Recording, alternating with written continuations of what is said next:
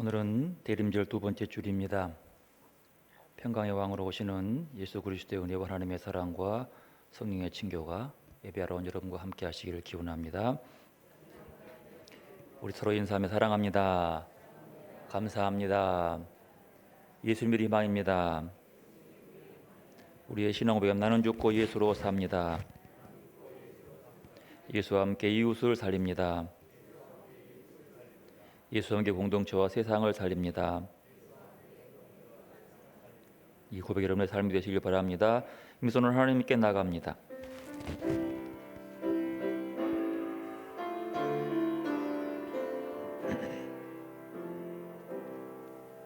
주께와 엎드려 경배드립니다. 주 계신 곳엔 기쁨 가득 목과도 노고와도 바꿀 수 없네. 예배드림이 기쁨 됩니다. 주께와 엎드려 경배드립니다. 주 계신 곳엔 기쁨 가득 목과도 노고와도 바꿀 수 없네. 예배드림이 기쁨 됩니다.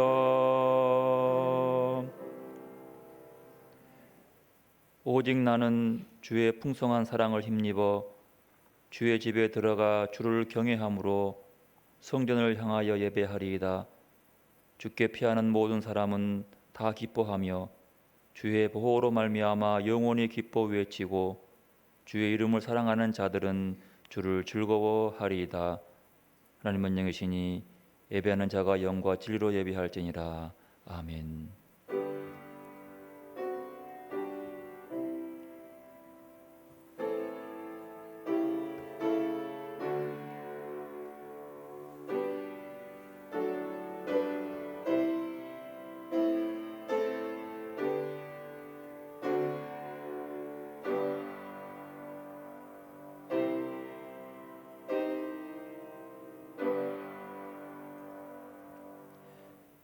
선한 목자 되시는 하나님 아버지, 흉흉하고 험한 소식들에 짓눌려 동동거리며 달려온 한 해의 끝자락 12월에 돌아보니 이렇게 살았으면 하고 아쉬워하는 저희들을 긍휼히 여기시고 위로와 평화의 빛으로 오시는 주님을 기다리며 지금 이렇게 살아있음에 감사하며 주님의 시간 안으로 들어가게 하심을 감사드립니다. 이 시간 부르시는 주님의 음성을 따라 주님 앞에 나왔으나 저희에게는 하나님을 경외할 만한 능력도 없고 진리로 예배드릴 만한 지혜도 없습니다. 성령님께서 저희에게 임재하셔서 허전하고 연약한 우리들의 마음 가득히 위로와 평강으로 오시는 그리스도를 바라보고 사모하도록 이끌어 주옵소서. 그리고 우리 중심에 오직 하나님 한 분만으로 만족하는 마음을 심어주시고 주님을 기쁘게 하는 복된 삶을 살아내게 하옵소서. 성삼위 하나님만 사모하고 바라는 예배가 되기를 원하오며 우리를 기뻐하시는 주 예수님의 이름으로 기원하옵나이다. 아멘. 찬송 104장 찬양합니다.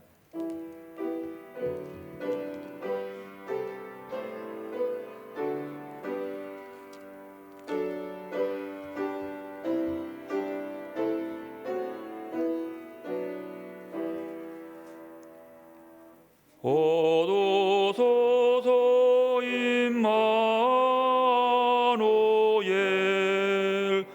오구하소서 이스라엘 흑포로 생활 고달파 메시아 기다립니다.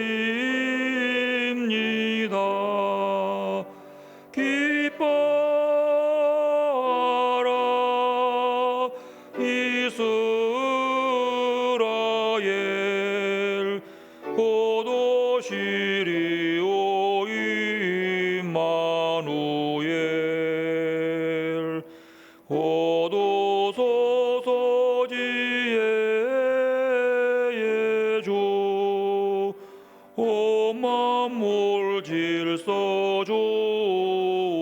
보시고 참 진리의 길 보이사 갈 길을 인도하소서. 기뻐하라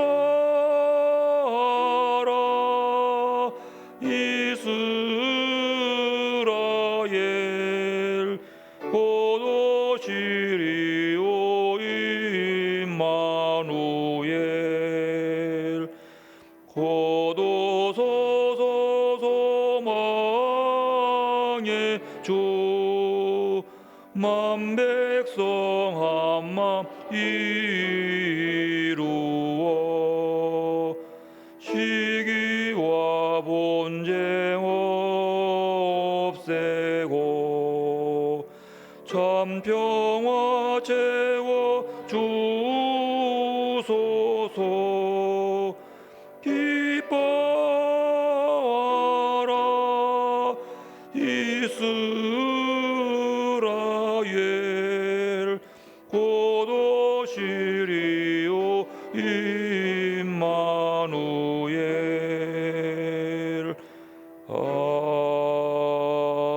아멘. 교독문 116번 교독합니다.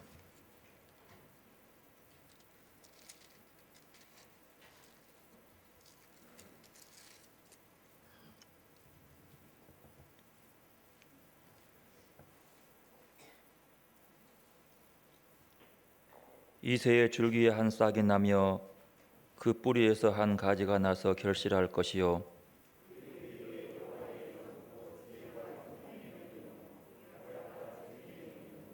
지식과 여호와를 경외하는 영이 강림하시리니 그의 눈에 보이는 대로 심판하지 아니하며 그의 귀에 들리는 대로 판단하지 아니하며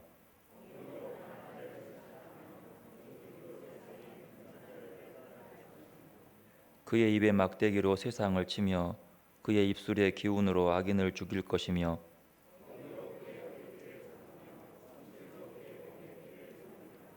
그때의 이리가 어린 양과 함께 살며 표범이 어린 염소와 함께 누우며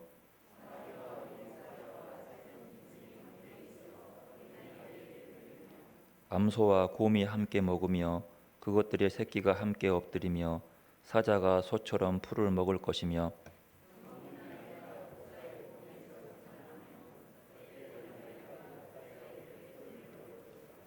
내 거룩한 산 모든 곳에서 해됨도 없고 상함도 없을 것이니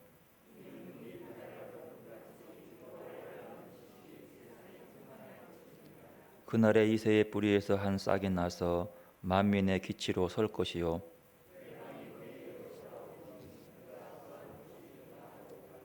아멘. 참회 기도를 드리겠습니다. 우리의 예배를 받으시는 하나님은 거룩하시니 예배자인 저희들도 하나님 앞에 합당한 몸과 마음을 갖추기를 원하며 저희들의 부끄러운 마음을 고백하오니 불쌍히 여겨 주옵소서. 저희들은 하나님의 영광을 드러내기 위해 지음받은 존재이건만 그 뜻대로 살지 못하여 주님의 이름을 욕되게 하는 삶을 살았습니다. 우리의 입에서 나오는 말은 거칠었고 우리의 생각은 악하고 자기중심적이었으며 우리의 손과 발은 주님의 일을 하기에 너무도 게으르고 나태했으며 핑계가 많았습니다. 주님을 기쁘시게 하는 복음적 삶을 온전히 살아내지 못하였고 썩어 없어질 세상 것을 추구하다가 동동거림으로 한 해를 다 보냈습니다. 주님께서 오실 때가 하루하루 다가오고만 저희들의 손에는 주님께 내어드릴 열매가 없습니다. 주님, 이렇게 부족하고 모자라기만 한 저희들의 모습을 회개하오니 자비를 베푸셔서 용서하여 주옵시며 이제는 주님과 나만하는 것들을 침묵으로 고백합니다.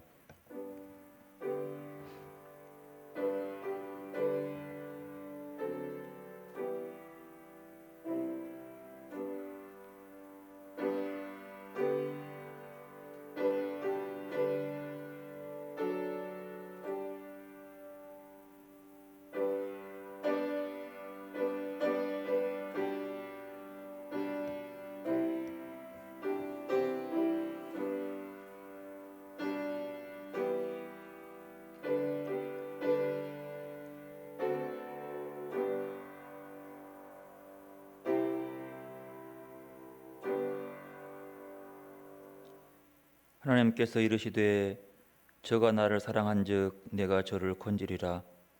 저가 내 이름을 안즉 내가 저를 높이리라. 저가 내게 간구하리니 내가 응답하리라. 저희 환난 때에 내가 저와 함께하여 저를 건지고 영화롭게 하리라. 아멘. 나는 전능하신 아버지 하나님 천지의 창조주를 믿습니다. 나는 그의 유일하신 아들 우리 주 예수 그리스도를 믿습니다. 그는 성령으로 잉태되어 동정녀 마리아에게서 나시고 본디오 빌라도에게 고난을 받아 십자가에 못 박혀 죽으시고 장사된 지 사흘 만에 죽은 자 가운데서 다시 살아나셨으며 하늘에 오르셔 전능하신 아버지 하나님 우편에 앉아 계시다가 거기로부터 살아있는 자와 죽은 자를 심판하러 오십니다. 나는 성령을 믿으며 거룩한 공교회와 성도의 교제와 죄를 용서받는 것과 몸의 부활과 영생을 믿습니다. 아멘. 나 주님을 사랑합니다. 참 사랑에 주를 경배해.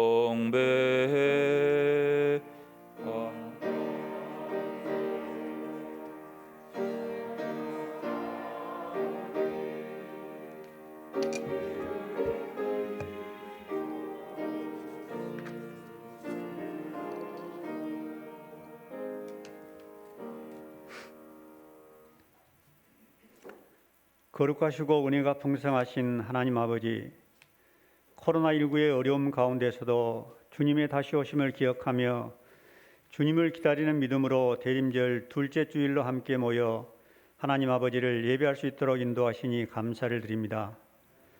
독생자 예수 그리스도를 우리에게 보내주셔서 믿음으로 구원을 받게 하시고 다시 오실 주님을 기다리는 소망을 갖고 살아가게 하시니 더욱 감사를 드립니다. 하나님 아버지, 우리에게 향하신 주님의 사랑과 구원하심을 생각하면 우리가 무엇을 위해서 어떻게 살아야 하는지를 잘 알고 있으면서도 그 부름에 합당한 삶을 살지 못하는 우리의 부족한 모습을 주님 앞에 고백합니다.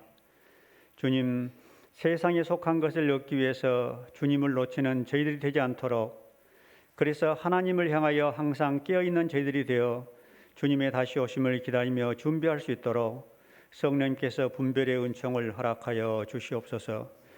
하나님 아버지, 이 예배를 통하여 하나님께만 영광을 올려드리기를 원합니다. 주님의 정결한 신부가 되어 우리의 중심이 주님만을 바라보며 하나님 한 분만을 구하는 심령으로 인도하여 주시옵소서.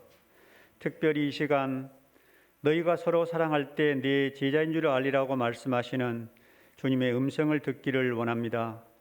너희는 온 천하에 다니며 만민에게 복음을 전파라고 명령하시는 주님의 음성을 듣기를 원합니다. 지극히 작은 자에게 냉수 한 그릇 대접하는 것도 결코 그 상을 잃지 않으리라고 말씀하시는 주님의 음성을 듣기를 원합니다. 그래서 우리의 마음의 계획과 아름답게 살아가는 삶의 모습이 주님께 기쁨이 되며 이웃에게 주님을 보여줄 수 있는 저희들이 되도록 인도하여 주시옵소서. 하나님 아버지, 한 해의 마지막 달에 접어들었습니다. 우리의 마음속에 참된 감사와 회개가 있기를 원합니다. 이 한 해를 돌아보며 교회와 가정과 일터에서 하나님께서 받으실 만한 예배를 드렸는지, 주님과 친밀한 사귐을 나누었는지, 하나님께 순전한 마음으로 감사했는지, 영혼 구원의 정성을 쏟았는지, 이웃을 돌아보며 섬기는 일에 최선을 다했는지, 말씀을 묵상하며 주님의 마음을 알아가는 일에 열심히 있었는지, 맡겨진 주님의 교회 일에 충성했는지를 돌아볼 때마다 주님 앞에 너무나 부족한 우리의 모습을 발견하고 고개를 숙입니다. 여전히 세상 풍조에 물든 채 하나님을 두려워하지 않는 우리의 완악함을 고백하오니 용서하여 주시옵소서. 주님, 이제는 우리가 더욱더 성령님의 인도함을 받아 우리가 계획하고 행하는 일들이 성령님께서도 기뻐하시는 일인지를 분별하여 주님께서 원하시는 것들을 행하는 저희들이 되도록 믿음과 지혜와 용기를 더하여 주시옵소서. 하나님 아버지, 세상에서 지치고 힘든 우리의 몸과 마음을 주님의 사랑으로 회복시켜 주시옵소서. 육체적 연약함 때문에 병원에서 가정에서 이 예배를 삼하는 주의 백성들을 긍휼히 여겨 주셔서 속히 나음을 얻을 수 있도록 은혜를 베풀어 주시옵소서. 특별히 여러 가지 어려운 여건들 때문에 힘든 마음을 갖고 하나님께 나온 성도들에게 하나님의 위로와 사랑을 허락하셔서 새로운 용기를 얻게 하여 주시옵소서. 하나님 아버지, 우리나라를 불쌍히 여겨 주시옵소서. 코로나19가 다시 확산되고 있습니다. 온 국민이 한 마음으로 이 위기를 극복할 수 있도록 지혜를 허락하여 주옵소서. 우리나라를 주님께서 은혜로 친히 간섭하여 주셔서 물질보다도 생명을 소중히 여기게 하시고 사회적으로 경제적으로 어려움을 겪고 있는 사람들을 먼저 배려하고 감싸주는 나라가 되도록 주님께서 은혜를 베풀어 주시옵소서. 하나님 아버지, 내년을 준비하며 부서에서 일꾼을 찾고 있습니다. 교회학교 교사와 찬양대, 방송사역, 청결사역, 차량봉사를 비롯한 여러 섬기는 일에 교회의 구석구석 보이지 않는 곳에서 이름 없이 섬기는 많은 자리에 충성하는 주의 자녀들이 많아지도록 인도하여 주시옵소서. 주님, 이 시간 특별 찬양팀에 올려드리는 찬양을 받으시옵소서. 우리를 구원하시고 사랑하시며 함께 하시는 그 은혜를 찬양합니다. 주님을 사랑하는 우리의 마음을 주님께 올려드리오니 하나님께서 영광 받으시고 우리의 심령에도 주님께 주시는 기쁨이 넘쳐나게 하시며 준비하여 찬양하는 이들에게 주님의 신령한 은혜가 넘치게 하시옵소서. 하나님 아버지, 목사님을 통하여 선포되는 하나님의 말씀에 성령의 기름 부으심이 임하심으로 말씀을 통하여 하나님을 만나게 하셔서 하나님의 마음과 하나님의 뜻을 깨달아 하나님께서 기뻐하시는 마음과 삶을 갖고 갈 수 있도록 은혜를 베풀어 주시옵소서. 목사님을 통하여 하나님 나라의 교훈과 책망과 바르게 함과 의로 교육하기 유익한 하나님의 말씀만이 선포될 수 있도록 성령님께서 이 시간 지켜 주시옵소서. 주님, 우리의 연약한 모습 이대로 받아주셔서 주님의 긍휼과 사랑으로 회복시키시며 우리의 생애를 들여 주님께 헌신하기를 새롭게 다짐하는 복된 날 되게 하여 주시옵소서. 다시 오실 예수님의 이름으로 기도드립니다. 아멘.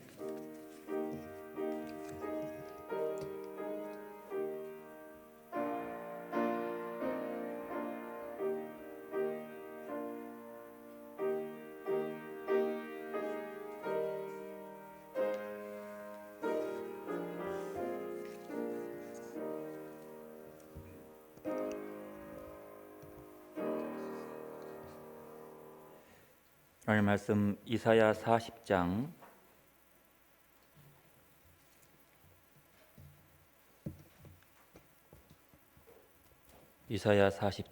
1절에서 5절 그리고 9절에서 11절 말씀까지 교독합니다.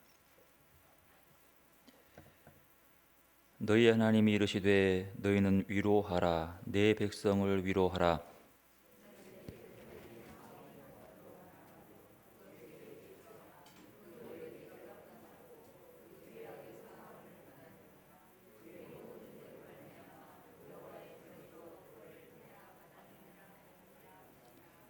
외치는 자의 소리여 이르되 너희는 광야에서 여호와의 길을 예비하라, 사막에서 우리 하나님의 대로를 평탄하게 하라.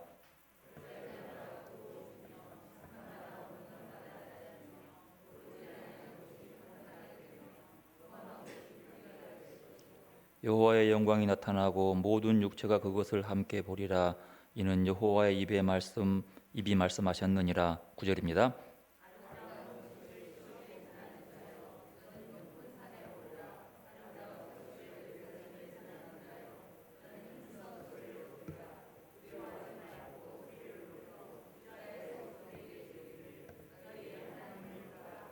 보라, 주 여호와께서 장차 강한 자로 임하실 것이요 친히 그의 팔로 다스릴 것이며 보라, 상급이 그에게 있고 보응이 그의 앞에 있으며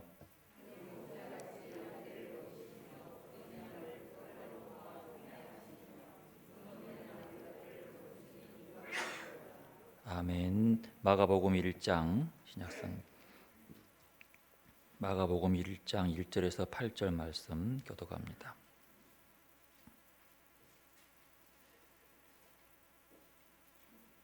하나님의 아들 예수 그리스도의 복음의 시작이라.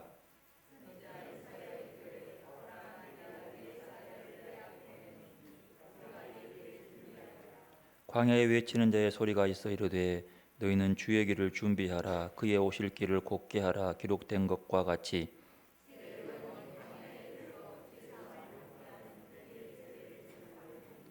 온 유대 지방과 예루살렘 사람이 다 나아가 자기 죄를 자복하고 요단강에서 그에게 세례를 받더라.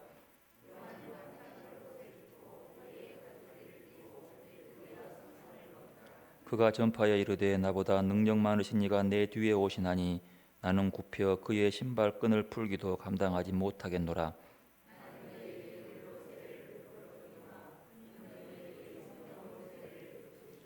아멘. 시온창교 특별 찬양 읽겠습니다.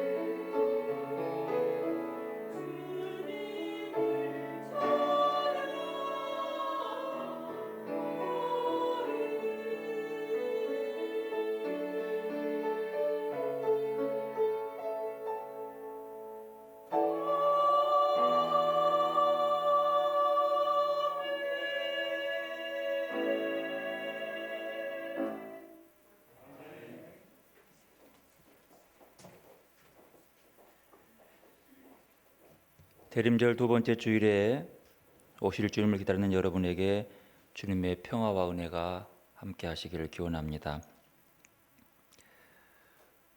오늘 대림절 두 번째 주일을 시작하는 우리에게 주님의 오실 길을 준비하라는 세례 요한을 통해서 우리에게 회개를 요구합니다.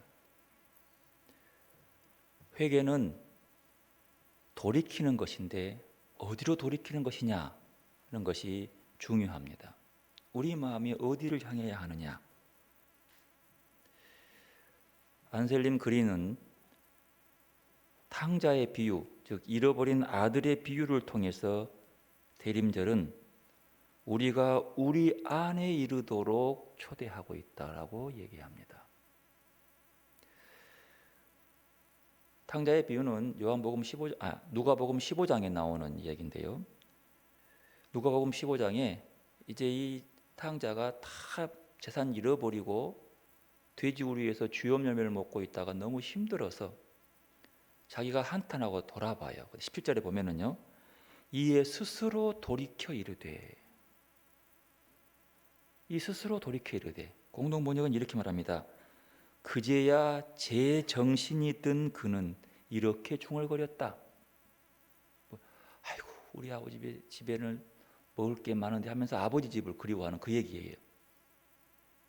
근데 이것이 헬라 말을 그대로 직역하면 그는 자기 자신 안에 이르렀다라고 얘기해요. 스스로 돌이키는 것을 공동번역은 제정신이 들었다고 얘기하고요. 헬라어 성경은 자기 자신 안에 이르렀다라고 얘기하는 거예요. 탕자는 여태껏 재산을 탕진하면서 자기 자신이 아니라 밖으로만 나돌았습니다. 밖의 것만 추구했어요. 그러나 이제 정신을 차려 참된 자기 안에 이르게 되었다는 이야기입니다. 참된 자기 안에 이르게 되니 그제서야 겉모습만 치장하는 자기의 잘못과 욕망에 이끌려 살아왔다는 것을 깨닫게 된 것입니다. 밖의 것들에 매몰되어서 집착하다 보니 겉사람만 가꾸고 겉사람만 꾸미기 좋아하고 참 자기 자신의 속사람에 완전히 무시하고 돌아보려고 하지 않았다는 것을 깨닫게 된 겁니다. 내가 내 안에 들어와 보니 제정신 차리고 나서 보니까 내 안에 들어와 보니까 아하, 참 내가 있어야 할 곳이 어딘가를 돌아보게 된 것이죠. 대림절은 우리가 제정신을 차리도록 자신 안에 이르도록 우리를 초청하고 있습니다. 내가 내 안에 이르게 되면 다른 사람도 이르게 되고 나는 그들에게 받아들여진다고 안셀름은 이해하고 있습니다. 그리고 내가 내 안에 있는지 밖에 있는지는 다른 사람이 먼저 알아본대요. 내가 내 안에 이르지 못하면 다른 사람에게도 이룰 수 없고 그런 상태로 사람을 만나면 그저 피상적 만남에만 머물게 된다는 거예요. 그저 그냥 그 껍데기만. 그러므로 대림절기에 우리는 제정신을 차리고 하나님의 형상에 거하는 자기 자신 안에 머무르도록 돌아보아야 합니다. 어쩌면 회개는 나의 마음이 관심이 밖으로만 향해 있는 것을 내 자신 안으로 돌이키는 것이라고 봅니다. 나의 중심, 나의 마음 지성소에 거하시는 주님께로 향해 가는 것이 제정신 차리는. 그러면 그렇게 자기 자신 안으로 돌아가야 할 때가 언제입니까? 바로 지금입니다. 현재입니다. 에카르트 톨레의 고요함의 지혜에는 이런 말이 있다고 합니다. 미래는 현재로만 올 뿐 미래로는 절대로 오지 않는다. 사람들은요, 현재보다는요, 과거에 매여서 과거의 기준으로 현재를 바라보고 잘못됐니 잘했니 판단하고 불평합니다. 현재는 있도 없으면서 과거에 화려했던 것으로 현재를 살아가려고 뻥튀기 하는 경우도 있습니다. 어떤 부류는 미래 일만 바라보고 미래만 보다가 현재를 놓치고 살아가는 경우도 있습니다. 벌써 일어난 지난 일과 아직 있지도 않는 문제를 지레 예상하고 계속 과거의 기준과 또 앞으로의 일만을 바라보는 것, 이것에 온 신경을 쓰고 있으니 현재의 자기 내면에 벌어지고 있는 일을 의식하지 못한다는 것. 현재의 순간에 벌어지고 있는 일을 보지 못하니 현재 내가 내 안에서 무엇을 하는지를 모르는 것. 결국 각자가 자신 안의 내면으로 돌아가 참된 나에게 이르기 위해서는 과거와 미래를 내려놓고 현재에 집중하며 그때에서만 직접 그 안에 머무르게 된다는 것이죠.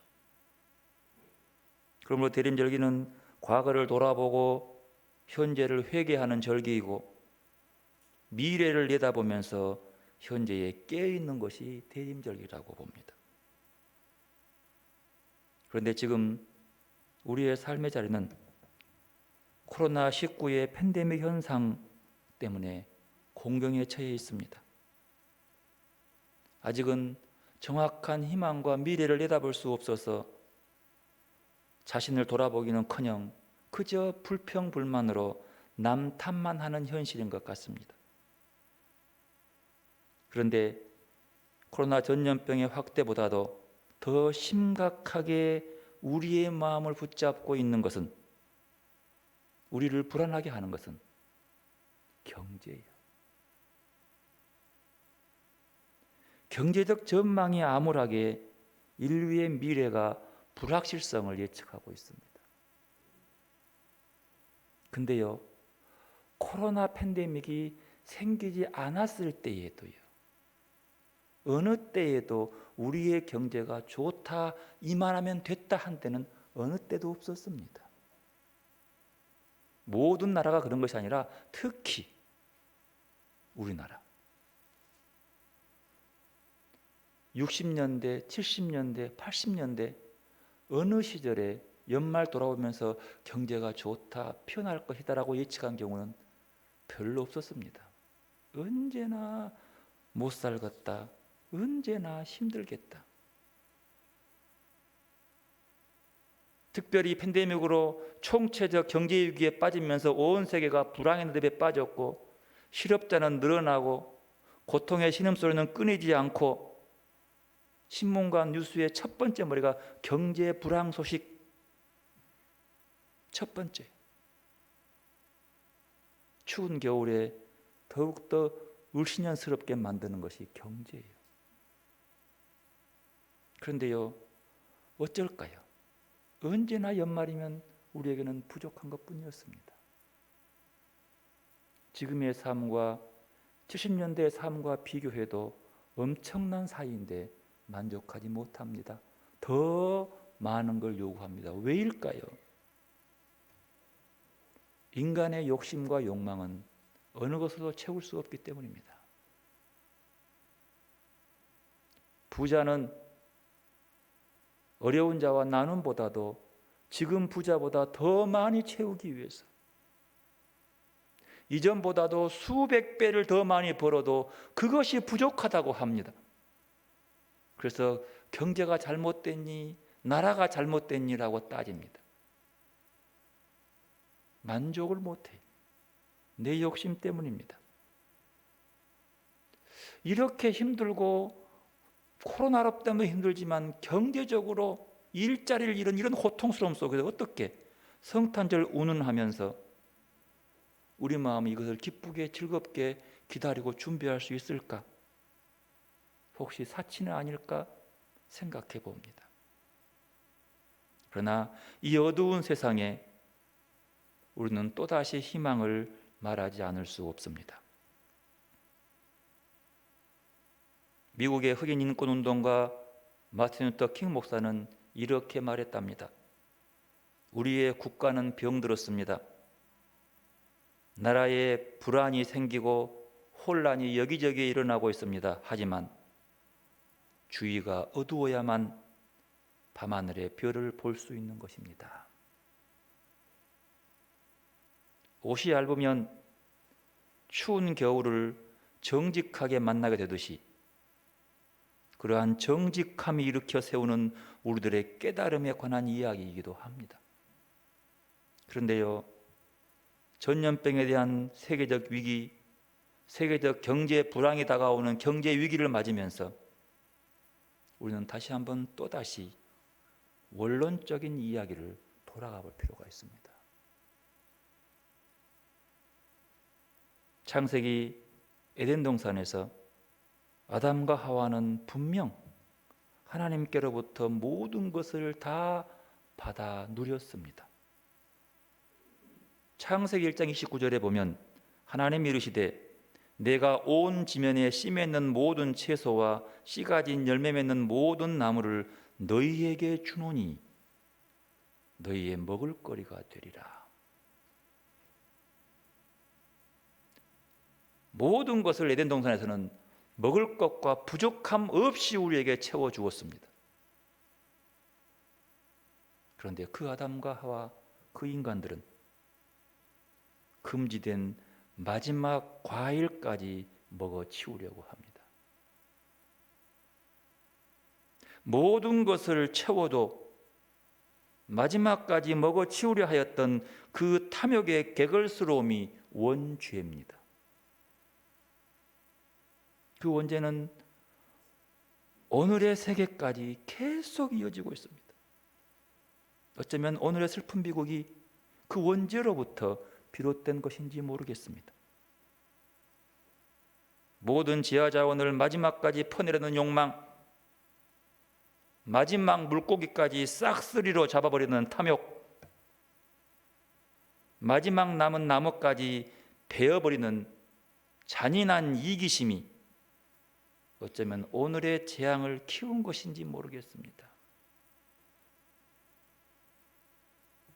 수세기 전 포획과 남획을 일삼는 백인들의 야수 같은 문명에 대해 미국 크리족 인디언 주장은 이렇게 경고했다고 합니다. 마지막 나무가 베어 나가고 마지막 강이 더럽혀지고 마지막 물고기가 잡힌 뒤에야 그대들은 깨달으리라.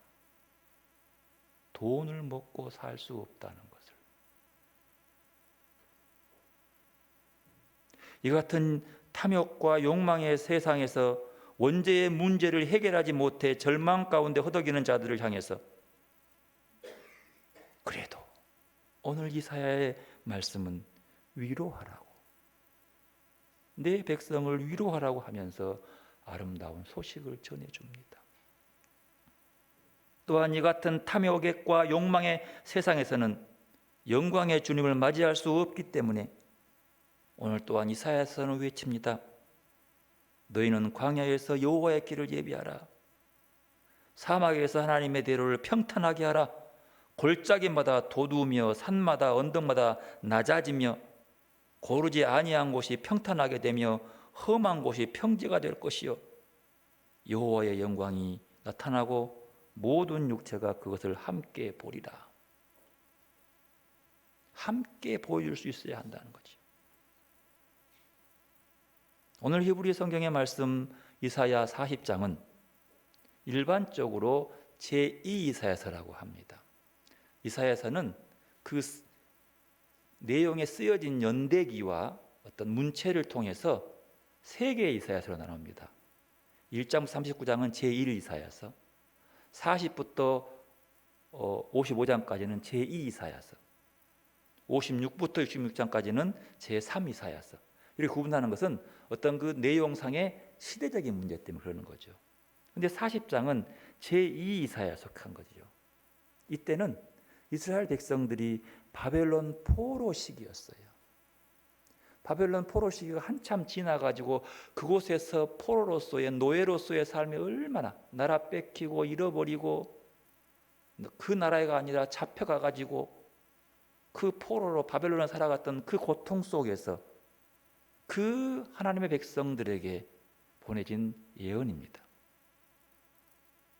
이런 까닭에 이사야 40장의 시작은 포로라고 하는 절망적 상황 속에 살고 있는 이들에게 무엇보다도 하나님의 위로를 전하는 데 초점을 두고 있는 거죠.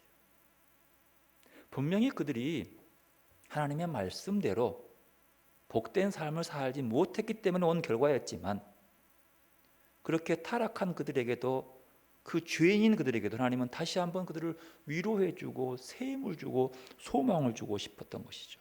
이게 하나님의 사랑인 것이죠. 고향을 떠나서 돌아갈 수 없어서 늘 눈물로 그리워하는 그들에게 돌아갈 수 있다고 위로하고 희망을 주는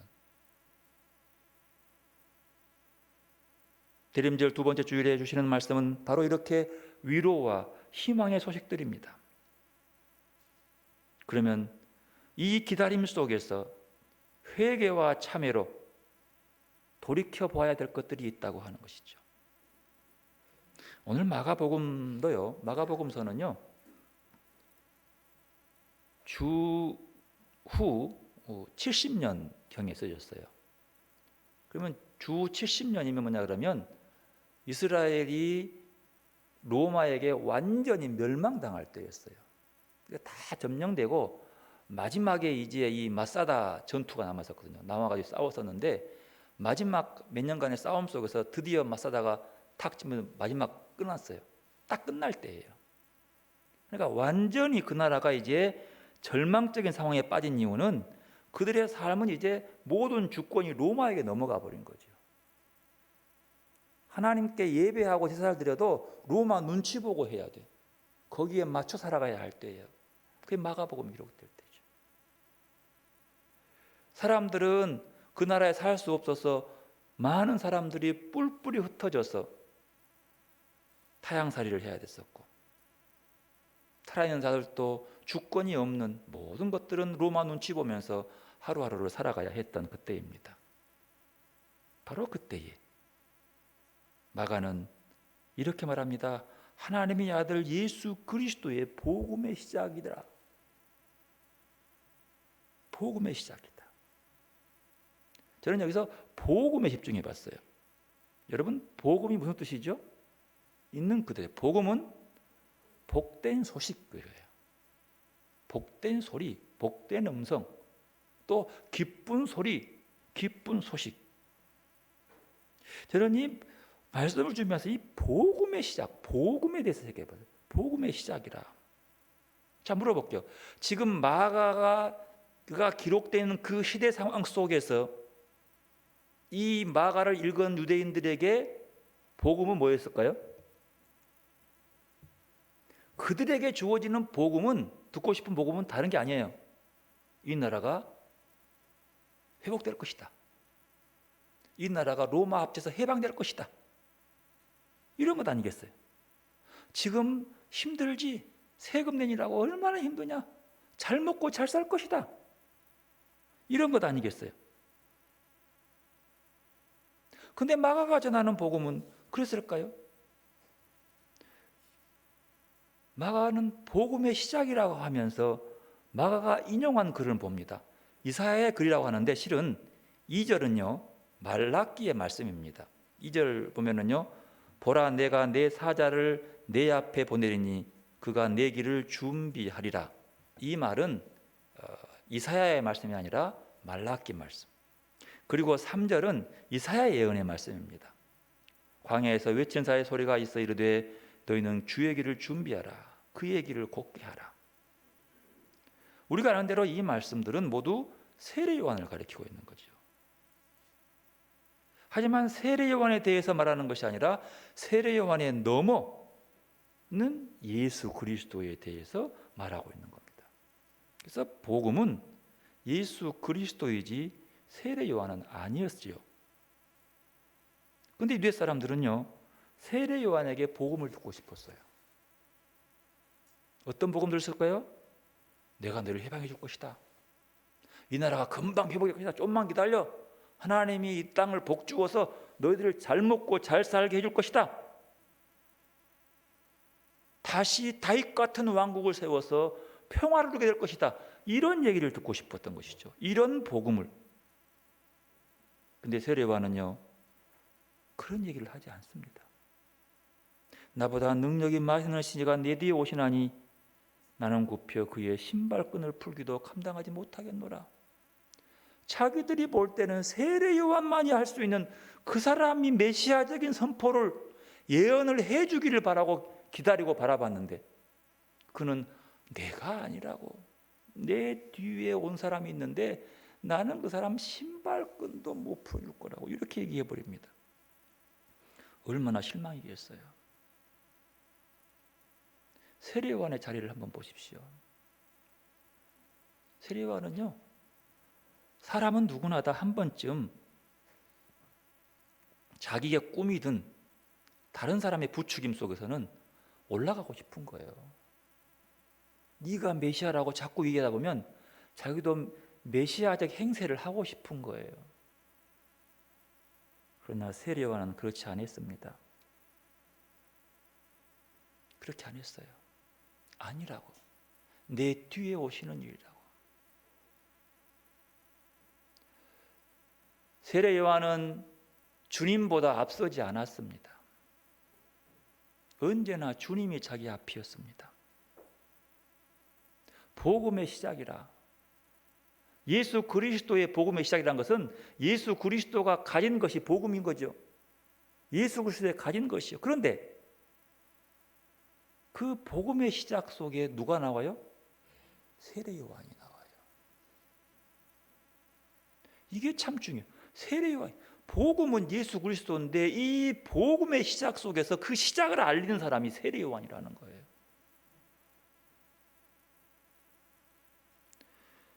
참 중요해요. 자기가 주인공이 될 수 있는 조건이 다 마련되어 있는데 사람들이 다 인정하는데 자기는 아니라고 하는 거예요. 아니라고 하는 거예요. 여러분, 간혹 교회에서 예수님보다 앞서려고 하는 사람들이 있습니다. 아니, 그런 사람들을 봅니다. 여러분도 많이 보셨죠? 교회를 크게 부흥시켰다고 해서 그 교회에서 대장놀이하고 왕노릇하거나 교회를 사유화하려고 하는 사람들을 봅니다. 주님보다 앞서가는 사람들이에요. 사람들이 그렇게 말하니까 그 말 속에서 주님 뒤따르지 않고 주님 앞서서 자기가 대장노릇하고 싶은 거예요. 왕노릇하고 싶은 거예요. 나 그럴 자격이 있지라고 스스로 인정해요. 어떤 이유에서건 어떤 조건이고 환경에서건 교회를 자식에게 물려주는 것은 예수님보다 앞서는 사람입니다. 이 말은 세례 요한이 메시아 노릇하는 것과 같습니다. 마가복음은 이게 복음이라고 말하지 않습니다. 복음이 뭐냐는 거예요. 세례 요한이 자기가 복음이라고, 세례 요한이 복음의 시작이라고. 왜요? 여러분 한번 돌아보십시다. 복음은 예수 그리스도죠. 그러면 복음의 하나님의 아들 예수 그리스도의 복음의 시작이라. 그러면 이 복음은 얘는 소유격이니까 누구 거예요? 예수님 거예요. 그러면 보십시다. 예수님이 가진 복음이 뭐예요? 예수님이 가진 복음이 뭐냐는 거죠. 예수님의 삶의 이야기가 복음이에요. 예수님의 삶은 늘 복된 삶이었어요. 복된 소식 자체로 뚝 띄어놓은 것이 복음이 아니고요. 이 복음을 그거 복음이야 인정하는 게 복음이 아니고요. 이 복된 소식을 받아서 그 복된 소식으로 살아가는 것이 복음이에요. 물어봅시다. 하나님의 말씀은 복음입니까? 복음이 아닙니까? 하나님의 말씀이 복됩니까? 안 복됩니까? 복돼요. 자나깨나 복되는 거예요. 그러면 우리가 그 복된 소식을 받아요. 받으면 어떻게 해야 돼요? 받았으면 그 말씀대로 사는 것이 복인 거지요. 복음은 삶이에요. 복음을 살아내는 거지요. 기쁜 소식을, 복된 소식을 갖고 복된 삶을 살면 그 사람은 복이 되는 거예요. 내가 복음의 소식만 전하고 내 삶이 그 복된 삶을 살지 못한다면 그건 죄인이에요. 복된 소식을 기억하십니까? 간직하십니까? 살아내지 못하면 복음이 안 되는 거예요. 왜 세례 요한이 복음의 시작입니까? 그는 복음을 산 사람입니다. 사람들이 그를 메시아라고 해도 내가 아니라고 인정하면서 끝까지 하나님이 준 말씀을 전합니다. 회개해라. 회개해라. 회개를 선포하고 있는 거죠. 무엇을 회개하라는 겁니까? 민족이 회복되고 잘 먹고 잘 사는 것이 아니라 이렇게 말합니다. 회개하라고 얘기합니다. 뭡니까? 죄 사함 받게 하는 회개. 죄 사함 받게 하는 회개. 왜 죄 사함 받습니까? 개인의 문제입니다. 나의 죄에 대한 부분. 기본적으로 죄는 하나님의 복된 소식을 받고 살지 못하는 자들이 죄인입니다. 그러니까 복음은 예수 그리스도가 완성이고 전부지만 그 전에도 하나님이 주신 이 복된 말씀대로 살아온 자들이 있었습니다. 특히 예언자들요. 아브라함도 그랬고요. 그들이 그 하나님의 말씀대로 사니 그 자체가 복이 된 거죠. 이게 복음인 거예요. 복음은 들어서 알고 있는 게 복음이 아니라 복음을 살아야 되는 거죠. 하나님의 말씀이 복음이면 그 말씀에 순종하는 것이 복음인 거예요. 세례요한이 그래서 복음의 시작인 거죠. 그래서 여러분, 아담이요 하나님으로부터 복된 소식을 들었습니다. 그 복된 소식이 뭐냐 그러면 이 에덴 동산에 모든 거 다 너 거야. 다 먹을 수 있어. 다만 딱 하나, 선악을 알게 하는 이 나무의 열매는 따먹지 마라. 이것이 아담에게는 복음이었습니다. 이게 복음이었어요.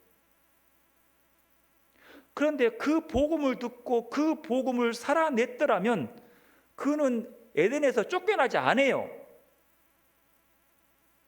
그런데 그는 그 복음을 들어놓고 알고 있으면서도 이것을 지워버리고 저걸 따먹어라.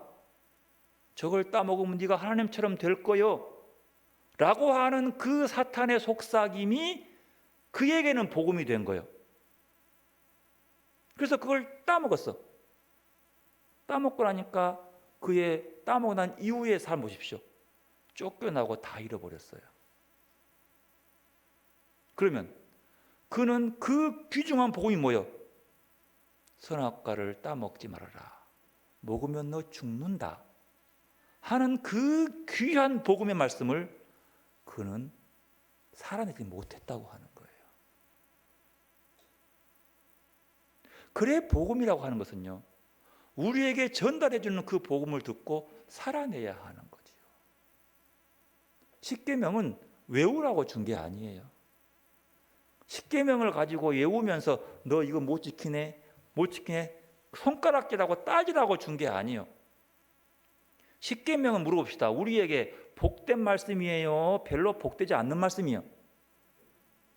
기쁜 말씀이요? 조금 부담스러운 말씀이요? 이것이 부담스러운 것보다 기쁨이 돼야 돼요. 왜요? 거기에 하나님 주신 말씀이 어떻게 복되지 않는 게 있겠습니까? 그러면 그 십계명이 내게 복이 되기 위해서는, 복음이 되기 위해서는 지켜야 되는 거예요. 그것을 살아내야 되는 거예요. 그걸 들고 너는 틀렸네, 맞았네, 따지라고 준 게 아니라는 거죠. 그런데 그렇게 오랜 세월을 지나면서 사람들이 도저히 그 복된 말씀 살지 못하는 거예요. 그래서 하나님이 아들을 보내신 겁니다. 너희들이 복된 삶을 살고 싶느냐? 복음으로 사는 것이 이것이란다. 여러분, 복음이라고 하는 것은요, 나라를 잃은 사람이 나라를 되찾는 것이 복음이 아니라, 예수는 이 땅에서 복음으로 오셨지만 이스라엘을 회복시키지 않았습니다. 정치적으로요.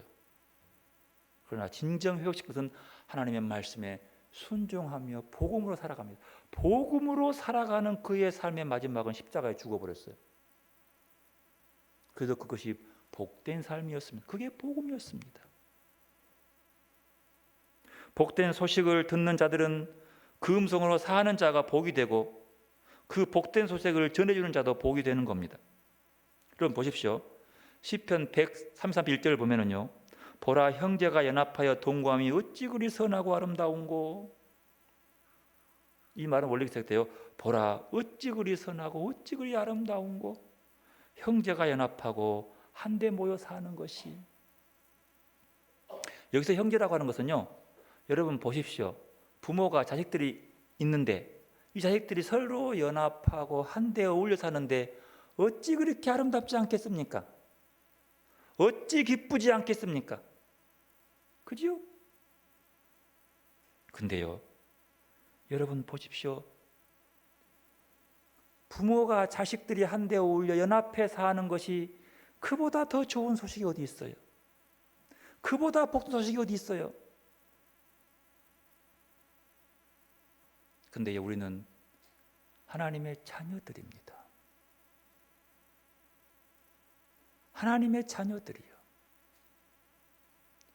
하나님의 자녀들이 어찌 그리 선하고 어찌 그렇게 아름다운지 라고 하는 감탄이 나올 수 있는 길은 하나요. 연합하고 한데 어울려 살아가는 거예요. 부모가 자식에게 주는 말이 복되지 않는 말이 있습니까? 정상적인 부모라면. 그리고 그 자식이 부모의 말을 듣고 살아가면서 복받고 살면 부모가 얼마나 기쁘겠어요.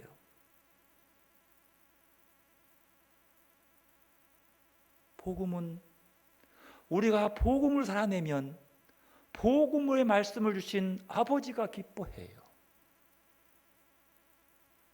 복음은 우리에게도 기쁜 소식이고 복된 소식이지만 그 복음을 받고 복음으로 살아가려고 발버둥 치는 우리를 바라보는 아버지 하나님에게도 복음이 되는 거예요. 저는 이것을 묵상해 봤어요. 이 복음은 내뿐만 아니라 아버지에게도 오구나. 이리도 좋을꼬, 이리도 아름다울꼬. 근데요, 사람 사는 곳이라고요, 왜 그렇게 교회는 서로 연합하지 못하고 그럴까요? 아버지의 뜻일까요? 눈꼽만큼도 아버지의 뜻이 없습니다. 사람의 뜻입니다. 사람의 욕망입니다. 우리가 복음 말로만 외치는 것이 아니라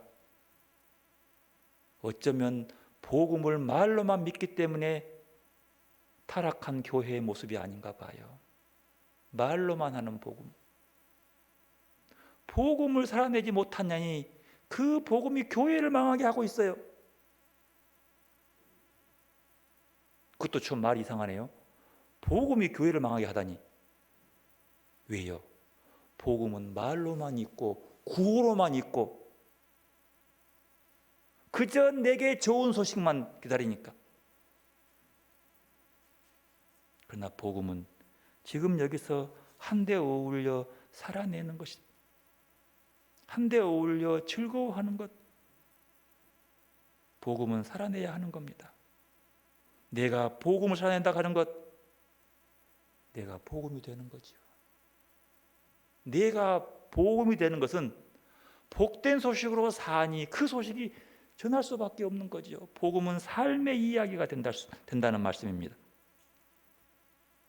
여러분, 하나님이 기뻐하시는 삶은 하나님의 복받는 삶의 모습을 가르치시고 그 말씀 받아서 묵묵히 그 길을 달려가는 모습입니다. 자녀가 부모를 온전히 만족시키지 못하더라도 그렇게 살아보려고 애쓰고 고민하고 또 넘어지고 또 살아보려고 하는 그 모습이 얼마나 부모를 기쁘고 아름답게 하겠습니까? 하나님의 자녀요, 우리가 주신 그 말씀, 그 복으로 살아가기 위해서 우리 마음을 돌아보아야 합니다. 여러분, 또 오늘 주신 말씀 중에 하나는 회개입니다. 회개는 돌이키는 거예요. 메타노니아라고 하는 말은 다르게 생각하고 다른 관점으로 사물을 바라보며 자신의 욕망이 아닌 하나님의 시각으로 본다는 뜻이 회개입니다. 지금까지 내 삶의 관점이 아니라 하나님의 눈으로 바라보는 것, 회개예요. 세례요한은 그런 말합니다. 하나님 눈으로 바라봐라. 돌아와라. 나라의 회복이 아니라, 경제의 회복이 아니라 그 먼저 하나님께로, 내 안으로, 내 안에 가시는 그분께로 돌아가서 묵묵히 그의 음성으로 복음을 살아내는 그 순간 세상은 금방 회복됩니다.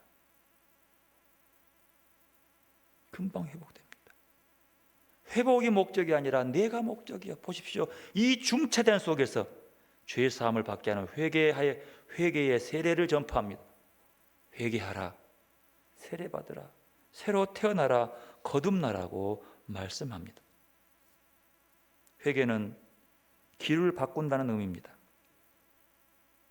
인생의 어긋난 길을 바른 길로 바꾸는 것, 탐해서 안 될 것을 탐하고 사는 삶, 욕심내지 않아도 될 것을 욕심내고 사는 삶, 조금만 가져도 될 것을 많이 가지려 하고 많이 사랑해야 할 것은 마음의 문을 닫고 살아온 삶의 방식을 바꾸는 것, 헛된 길 위에서 탕진한 삶의 빈 껍데기를 버리고 다시 삶의 주인이신 하나님께로 돌아가서는 것,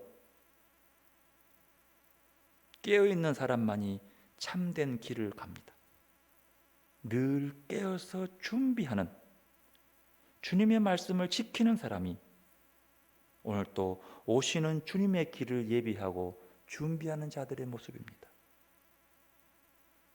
대림절은 인생의 여정에서 내가 걸어온 길을 되돌아보며 그 길 위에 서 있는 내 자신을 돌아보는 때입니다. 나를 돌아보는 때예요. 내 안을 들여다보는 때예요. 내가 어떤 길을 걸어왔는가? 지금 나는 어떤 길 위에 서 있는가? 앞으로 나는 어떤 길을 가고자 하는가? 이렇게 우리가 걸어온 길을 돌아보는 것은 앞으로 가야 할 길을 더욱더 분명하게 알기 위해서 그렇습니다. 우리가 걸어온 길이 헛된 길이었다면 이제부터는 참된 길을 걸어가기 위해서 지금 우리가 서 있는 길을 먼저 보아야 합니다. 그래야 참된 곳으로 갈 수 있는 거예요. 우리가 걸어온 길이 옳은 길이 아니었다면 앞으로 가는 그릇된 길이 될 수 있기 때문에 그렇습니다. 내가 걸어온 길이 옳지 않다면 계속 갈 수 없어서 돌이키는 거죠. 어려운 이 시대 속에 하나님은 우리를 위로하시려고 사람이 되어서 이 땅에 오셨습니다. 하나님의 아들이 우리 가운데 오셔서 우리를 사랑하고 우리를 위로하십니다. 그는 목자와 같이 그의 양떼를 먹이시며 어린 양들을 팔로 모으시고 품에 안으시며 젖을 먹이는 어미 양들을 조심스럽게 이끄십니다. 아니, 그런 것 다 없어도 우리와 함께 하시고 우리에게 위로가 되어주시려고 주님은 우리에게 오셨습니다. 대림절은 우리의 위로하신 주님이 오시는 절기입니다.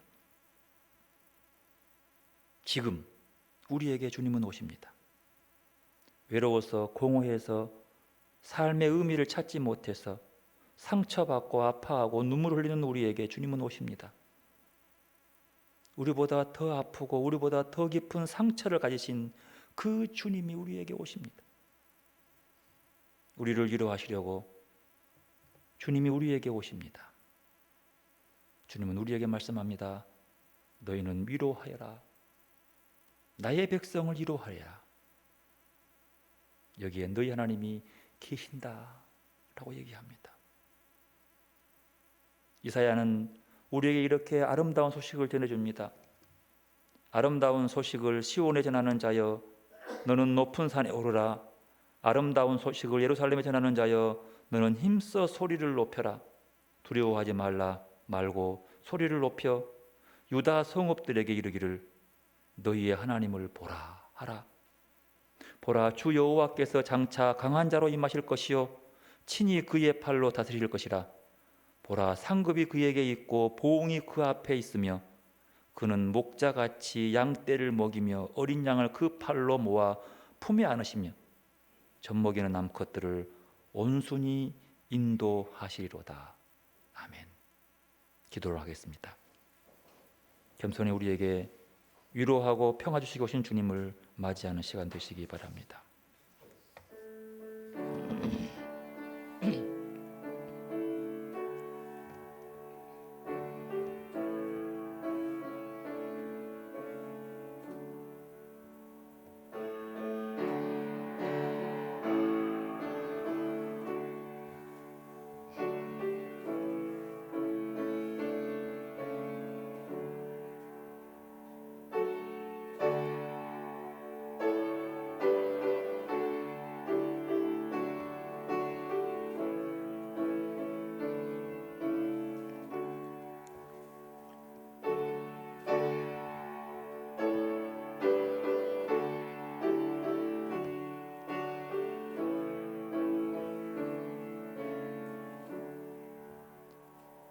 내가 고요히 주님을 기다립니다. 오셔서 우리를 새롭게 하여 주소서. 어린아이의 마음으로 주님을 기다립니다. 어린아이의 마음으로 주님을 기다립니다. 내가 슬프고 고날 때 주님을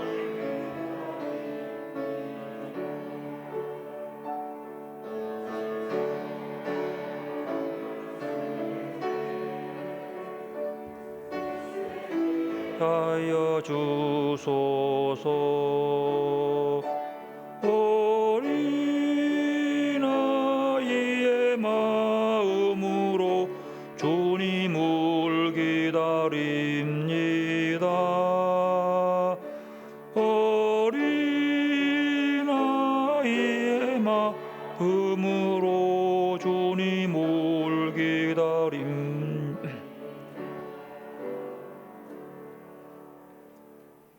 주님 오실 날을 기다리는 저희에게 이해하는 마음, 사랑하는 마음, 겸손한 마음을 주시어 골짜기는 메우고 높은 산은 메워져 험한 길에 고르게 하려 되는 날, 모든 사람이 구원을 보게 되는 날을 앞당기게 하여 주소서. 세상 모든 이들의 구원이 되시고자 말씀이 사람이 되어서 저희와 함께 계시는 이 놀라운 사랑을 깨닫게 하여 주소서. 믿음과 겸손을 지니고 서로 사랑을 나누어 줌으로써 이 땅에 평화가 깃들게 하는 주님의 도구가 되게 도와주소서. 생각과 말과 행동이 하나가 되는 살아있는 그리스도인 참빛이 되게 하소서. 대림절 두 번째 주일에 위로와 평강의 빛으로 오시는 주님을 기다리며 사모함과 감사함으로 예배드리면서 우리에게 허락한 축복의 물질을 구별하여 바치오니 이 예물을 거룩하게 하시고 바치는 손길과 그 마음과 더불어서 기뻐 받아 주옵소서. 그리고 이 예물이 써지는 곳마다 주님의 거룩함만 묻어나게 하여 주옵소서. 그리고 성령님, 지금 그리고 내일 우리의 삶이 주님처럼 늘 한결같게 주님과 동행하게 하옵소서. 예수님의 이름으로 기도드리옵나이다. 아멘. 주기도송하겠습니다.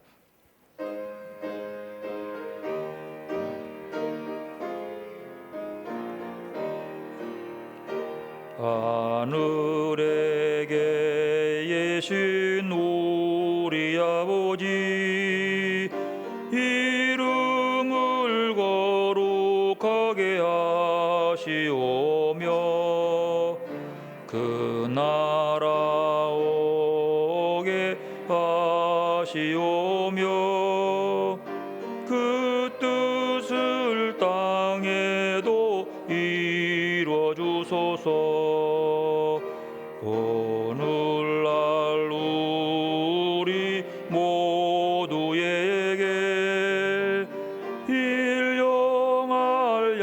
양식을 주시옵고 우리가 이웃을 용서하듯이 우리의 죄도 용서하소서. 우리를 들게 마시고 다만 악에서 구하소서. 그 나라 오게 하니 아버지께 영원히 싸웁니다. 아멘. 여호와는 내게 복을 주시고 너를 지키시기 원하며 여호와는 그 얼굴로 내게 비추사 은혜 베푸시기를 원하며 여호와는 그 얼굴을 내게로 향하여 두사 평강 주시기를 원하노라. 우리 주님 예수 그리스도의 은혜와 하나님의 사랑하심과 성령님의 교통하심이 껍데기만 치장하여 남에게 잘 보이려는 자기중심적 삶을 살았던 저희들의 한계를 깨닫고 회개하여 우리 안에 거하시는 우리 마음으로 향하여 속 사람이 강건하여 복음을 듣고 복음적 삶을 통해서 주님이 오시는 길을 닫고 준비하기 원하는 주님의 귀한 백성들과 위로와 평강의 빛으로 오시는 주님을 맞아야 하는 한국 교회와 이 나라와 온 세상 위에 늘 함께 하시기를 축원하옵나이다. 아멘.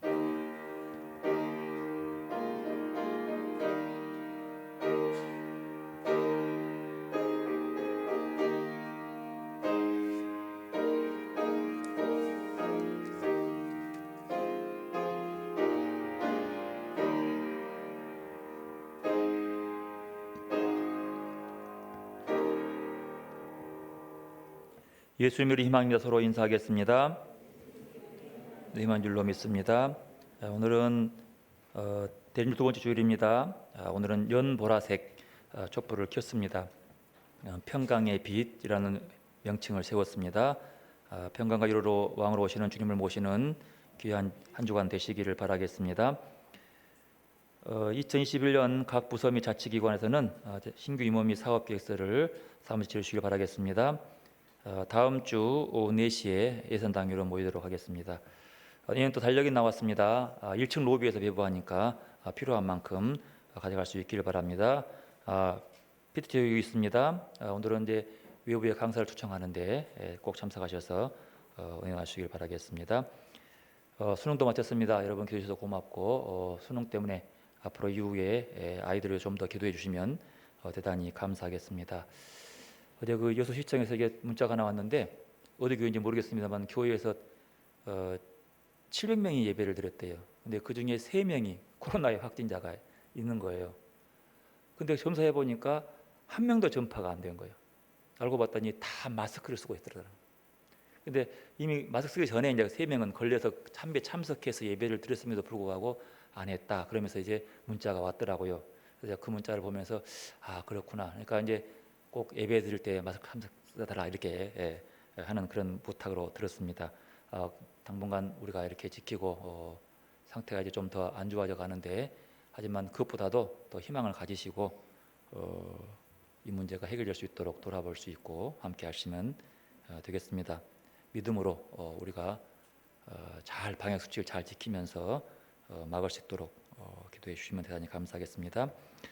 지난주 선고함송 마가복음 13장 33절 말씀 함께합니다.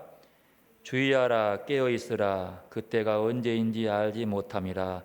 아멘. 이번 주는 이사야 40장 11절 말씀입니다. 보라 주 여호와는 목자같이 양떼를 먹이시며 여린 양을 그의 팔로 모아 품에 안으시며 젖먹이는 암컷들을 온순히 인도하시리로다. 아멘. 배송 드리겠습니다.